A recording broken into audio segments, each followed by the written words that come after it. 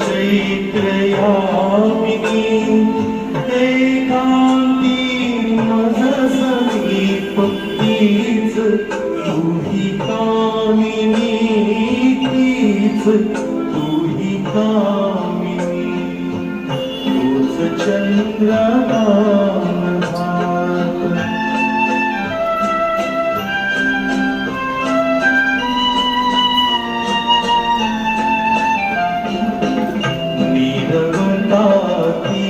कशीच धुततेच चांदणे छाया नीरे फिरले चित्रतेच पेंगणे जाईचा कुंज तोच तीच गंध मोहिनी एकांती मज समीप तीच तुही कामिनी तीच तुही कामिनी तोच चंद्रमान भात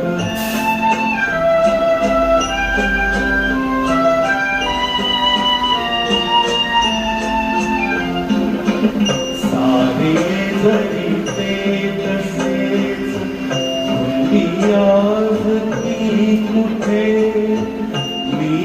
तोच तीच तुही प्रीती आज ती कुठे तीन अर्थ कापुरात स्वप्नी मज समीप तीच तुही कामिनी तीच तुही कामिनी तोच चंद्रमान भात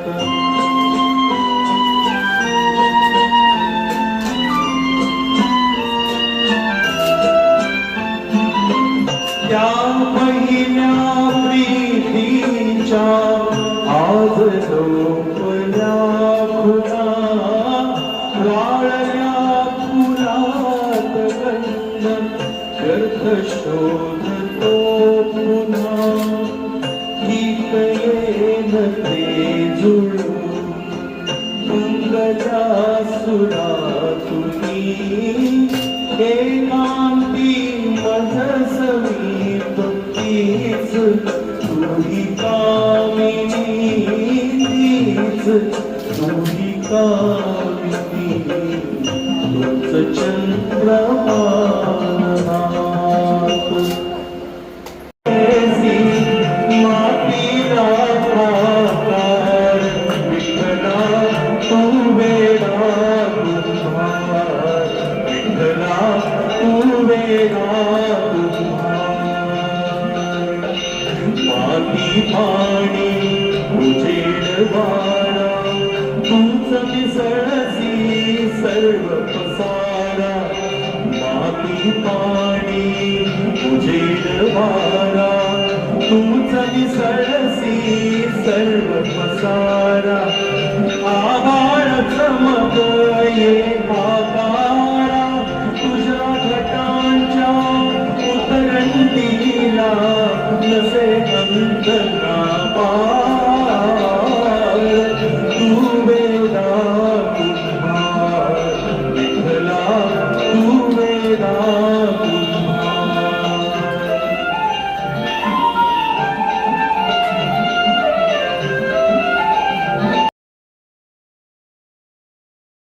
नमस्कार मनापासून. कारण हे कार्य राजकारण नाही, समाजकारण नाही, समाजसेवा आहे. म्हणजे खूपच चांगल्या प्रकारे इतके वर्ष करतात म्हटल्यानंतर हे क्रिएटिव्ह आहे. इतके वर्ष कोणीही पैशाशिवाय तर कोणी करणारच नाही. यासाठी खरोखर मनापासून प्रेम लागतं. ते सगळे करतात तर त्यांना पण माझे नमस्कार आहेत मनापासून. 2 जुनी गाणी गाण्याचा प्रयत्न करतो. आज येथे उपस्थित आहे माननीय श्री सुहास काळे. श्री सुहास काळे गोदरेज इंडस्ट्रीज मधून सेवानिवृत्त आहेत. चित्रकला, गायन, वादन, ड्रायव्हिंग यांचं त्यांना प्रचंड प्रेम आहे. टीव्ही सिरियल आणि नाटकांमधून सुद्धा त्यांनी कामे केली आहेत.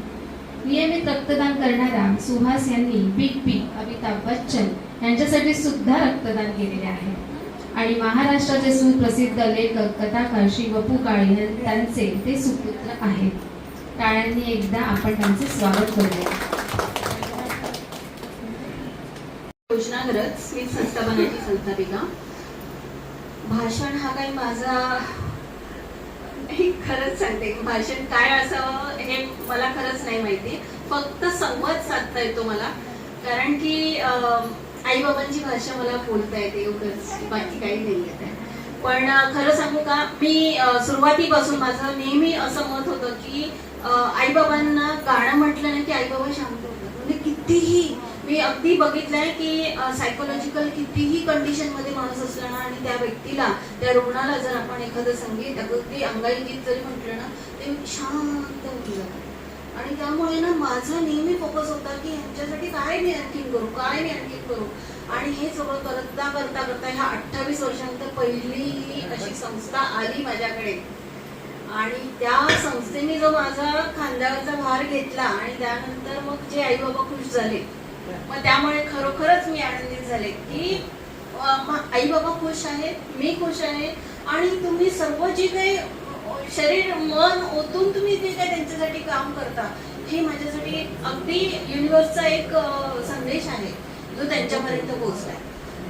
फिलिंग सो ब्लेस्ड की तुम्ही लोकांनी एवढं पुढाकार घेऊन हे सगळं केलं. आणि खरं सांगते, जेव्हा जेव्हा हे तुम्ही यांच्याबरोबर टाइम स्पेंड करत होता, तर ह्या टाइमामध्ये मी माझे इतर कामं करू शकत होते. नाहीतर मला एक क्षण सुद्धा भेटत नाही की मी ह्यांच्यासाठी ह्यांना सोडून कुठे जाऊ शकत नव्हते. पण तुम्ही असल्यामुळे मी सहज जात होते आणि मी सहज बाहेरची कामं ओळखून येऊ शकत होते. आज हा एवढा मोठा डोलारा चालवणं म्हणजे मी अक्षरशः इमोशनली ब्लॅकमेल होऊन, आणि मी ह्या लोकांना रस्त्यावरून आण, ट्रेनमधून आण, घरात बंद अवस्थेतले सापडले घेऊन ये, पण ह्या लोकांना चालवणं, ह्या लोकांना अन्न आणून देणं, ह्या लोकांसाठी फंडिंग आणून देणं, ह्या लोकांसाठी त्यांना औषधं पाणी आणून देणं, हे सगळं काम ट्रस्टी आणि ही सगळी माझी मुलं आहेत.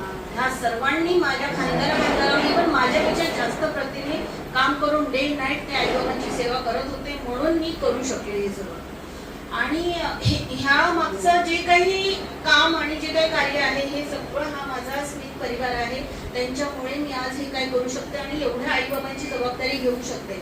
मी अक्षरशः धावत पळत जाऊन ह्याला घेऊन ये, त्याला घेऊन ये करत होते, परंतु ह्यांना जेवण कुठून आणायचं, यांना पोळी कुठून आणायची, यांच्यासाठी दूध कुठून आणायचं, यांच्यासाठी औषधं कुठून करता येईल, हे सगळं हे कमिटी मेंबर डे नाईट बसून काम करत होते. डे नाईट बसून सिस्टर्स आहे, नर्सेस आहे, ड्रायव्हर आहे, बाकी किचनमधले लोक आहेत, हे सगळे अखंड नॉन स्टॉप काम करत होते. नॉन स्टॉप काम केल्यामुळे मला वेळ मिळाला आणि मी जाऊन करू शकले. आणि खरं सांगते की प्रारंभ कला आल्यापासून आईबाबांच्या तब्येतीमध्ये खूप फरक पडला, सगळ्यात मोठी गोष्ट. आणि ते खुश राहायला लागले, पोटभर जेवायला लागले. त्यांना मंगळवार कधी येतो याची वाट असायची, बघा सतत वाट बघायची. आईंना मी म्हटलं, आई आज येणार आहेत बरं का सगळे, तर म्हणाले नाही अगं मंगळवारी येणार आहे. म्हटलं नाही मंगळवारी नाही, तर लगेच साडी बिडी चेंज करून मस्त आले आहे. तर तुमच्या येण्याची ते वाट बघत असतात. तर हा कार्यक्रम नेहमी असाच व्हावं. आणि आयुष्यात असं कार्य, अशी सेवा ही काही सांगून करण्यासारखी नाहीये, परंतु ही आपोआप घडते. आणि परमेश्वर ते कोणाला तरी निमित्त मात्र करून इथपर्यंत आणलंय. कला क्षेत्र हा असल्याशिवाय माणसाला जगण्याचं महत्वच कळलं नसतं. आणि ह्या पृथ्वी तलावर जितके काही दिवस राहतील, तो आनंदाचा क्षण फक्त आणि फक्त हा आपल्या सांस्कृतिक कार्यक्रमातूनच मिळू शकतो त्यांना. So feeling so bless. आणि असाच आनंदात हा वर्ष संपला, कधी संपला कळलं नाही. आणि जयश्रीताई खूप खूप तुमच्याबद्दल आभार आहे, कारण की धावत पळत तुम्ही येत होता. त्यांची पळापळ खरोखर मी बघत होते की त्या सगळ्या ठिकाणून पळून धावत करून आणि बोलून प्रत्येक वेळी येत होत्या. मॅडमचं पण आभार आहे, कारण की प्रत्येक वेळी मला सपोर्ट करत होत्या. मनीषाताईंचा मला प्रत्येक वेळी मेसेजेस येत होते, उद्या काय करायचं त्याची तयारी आदल्या दिवशी असायची. प्रत्येक वेळी काही प्रॉब्लेम झाला तरी त्या कॉन्स्टंटली मला कॉल करायच्या, मेसेजेस करायच्या, सांगायच्या. कॉल नाही लागला तर मला तर असं वाटतं ना 50-100 वेळा ते कॉल करत होतं मला. आणि मग तो कधीतरी मला लागायचा रात्री बेरात्री, आणि मग तेव्हा ती त्यांच्याशी बोलायची. तर हे त्यामागची जी मेहनत आहे ती तुमच्या सर्वांमध्ये दिसते. आणि असंच कार्य करत राहा. सर्व आईबाबांकडनं तुम्हाला सर्वांना खूप खूप आशीर्वाद आणि तुमचं कार्य असंच होत राहू आणि मनापासून आनंद वाटतो की असेच तुम्ही कार्य करत राहा. धन्यवाद.